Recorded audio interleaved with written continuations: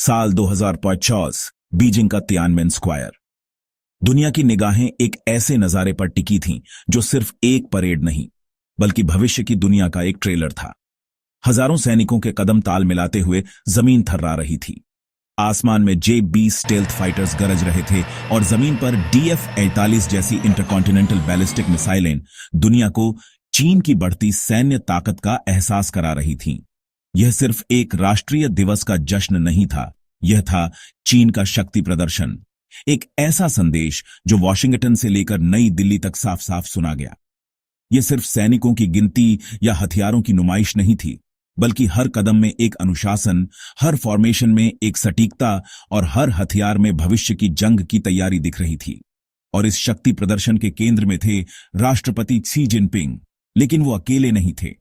उनके साथ मंच साझा कर रहे थे रूस के राष्ट्रपति व्लादिमीर पुतिन और उत्तर कोरिया के supreme leader Kim Jong Un.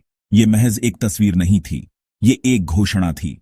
तीन ऐसे नेता जो पश्चिमी देशों के नेतृत्व वाले ग्लोबल ऑर्डर को लगातार चुनौती देते आए हैं, एक साथ एक मंच पर। यूक्रेन युद्ध के बीच पुतिन की मौजूदगी और परमाणु परीक्षणों से दुनिया को धमकाने वाले किम जोंग उनका शी जिनपिंग के साथ दिखना एक नए और शक्तिशाली गठबंधन की तरफ इशारा कर रहा था।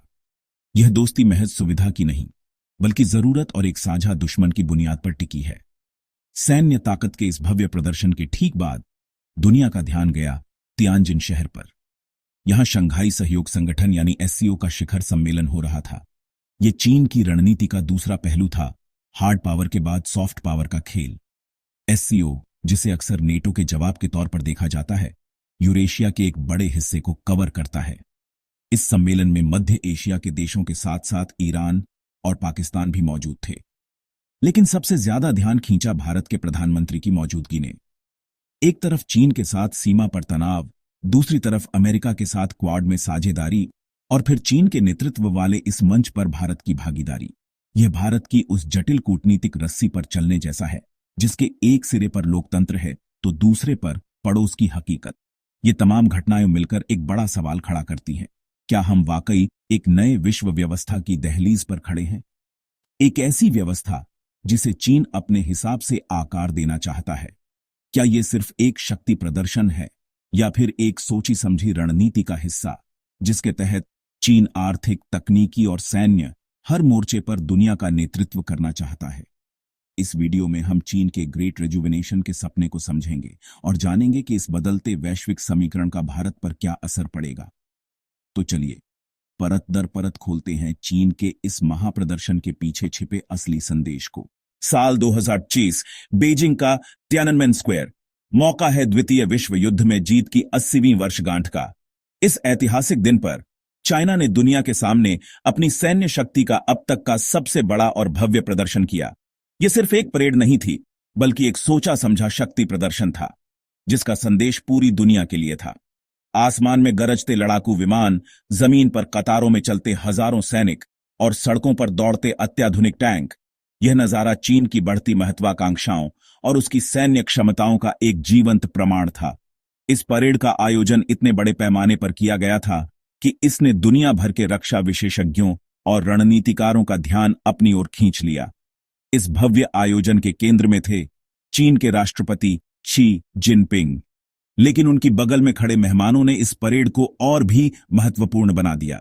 रूस के राष्ट्रपति व्लादिमीर पुतिन और नॉर्थ कोरिया के supreme leader Kim Jong Un की मौजूदगी ने पश्चिमी देशों को एक स्पष्ट संकेत दिया। यह सिर्फ एक औपचारिक उपस्थिति नहीं थी, बल्कि एक नए बनते हुए भू राजनीतिक गठबंधन का प्रदर्शन था। इन नेताओं के अलावा कई अन्य देशों के राष्ट्राध्यक्ष और सैन्य अधिकारी भी इस परेड को देखने के लिए मौजूद थे, जो चीन के बढ़ते वैश्विक प्रभाव को दर्शाता है। यह एक ऐसा मंच था जहां चीन ने अपने दोस्तों को साथ खड़ा करके अपने विरोधियों को अपनी सामूहिक ताकत का एहसास कराया। परेड में प्रदर्शित हथियार सिर्फ संख्या में ही नहीं, बल्कि तकनीक में भी चौंकाने वाले थे। पारंपरिक टैंकों और तोपों के साथ साथ दुनिया ने चीन के सबसे उन्नत और घातक हथियारों की पहली झलक देखी। इनमें DF-48 जैसी इंटरकॉन्टिनेंटल बैलिस्टिक मिसाइल्स शामिल थीं, जो दुनिया के किसी भी कोने तक पहुंचने में सक्षम हैं। आसमान में DZ-8 जैसे हाइपरसोनिक रिकोनेसेंस ड्रोन्स ने अपनी क्षमताओं का प्रदर्शन किया। इनके साथ ही GJ-11 स्टेल्थ कॉम्बैट ड्रोन्स भी थे जो किसी भी एयर डिफेंस सिस्टम को चकमा दे सकते हैं। लेकिन सबसे ज्यादा ध्यान खींचा AI पावर्ड ऑटोनोमस वेपन्स ने।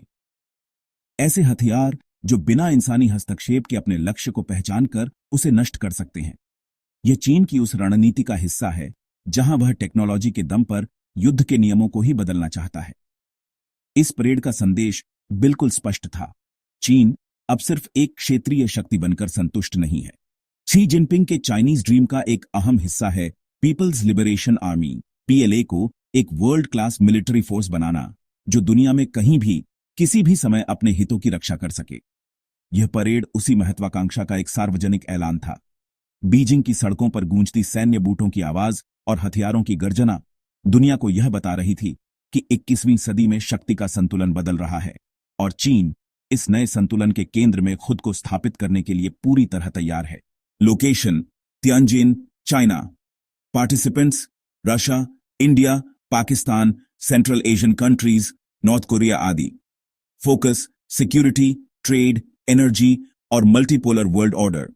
SCO का एजेंडा वेस्टर्न डोमिनेंस को चैलेंज करना और ऑल्टरनेटिव्स खोजना। Parade E summit B double signal. Message to west, we are not alone. Sovereignty, human rights model को प्रमोट किया गया। डेवलपिंग और ऑथोरिटेरियन देशों के लिए एक नया मॉडल पेश किया गया। इंडिया के लिए मिक्स्ड सिचुएशन, SCO का हिस्सा लेकिन क्वाड और वेस्ट के भी स्ट्रेटेजिक पार्टनर। बैलेंस बनाना भारत के लिए चैलेंज है। क्वेश्चन, क्या इंडिया मल्टीपोलर वर्ल्ड में अपना इंडिपेंडेंट रास्ता बना पाएगा? वेस्ट वर्सेस ईस्ट का नया चैप्टर खुल सकता है। अगर China, Russia, north Korea axis मजबूत होती है, कोल्ड वॉर 2 जैसे हालात बन सकते हैं।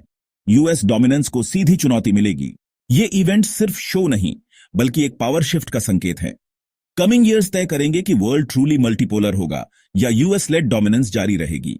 तो दोस्तों, जैसा कि हमने इस वीडियो में देखा, दुनिया का जियोपॉलिटिकल लैंडस्केप एक बहुत बड़े बदलाव के दौर से गुजर रहा है। शंघाई कोऑपरेशन ऑर्गेनाइजेशन SCO की हालिया गतिविधियां, चीन और रूस की बढ़ती नजदीकियां और ईरान जैसे देशों का इसमें शामिल होना, ये सब मिलकर एक नई कहानी कह रहे हैं। हमने देखा कि कैसे SCO सिर्फ एक रीजनल सिक्योरिटी फोरम से बढ़कर एक ऐसा प्लेटफॉर्म बन गया है जो वेस्टर्न डोमिनेंस, खासकर अमेरिकन इन्फ्लुएंस को चुनौती देने की क्षमता रखता है। चीन अपनी बेल्ट एंड रोड इनिशिएटिव और तेजी से होती मिलिट्री मॉडर्नाइजेशन के जरिए अपने प्रभाव का विस्तार कर रहा है।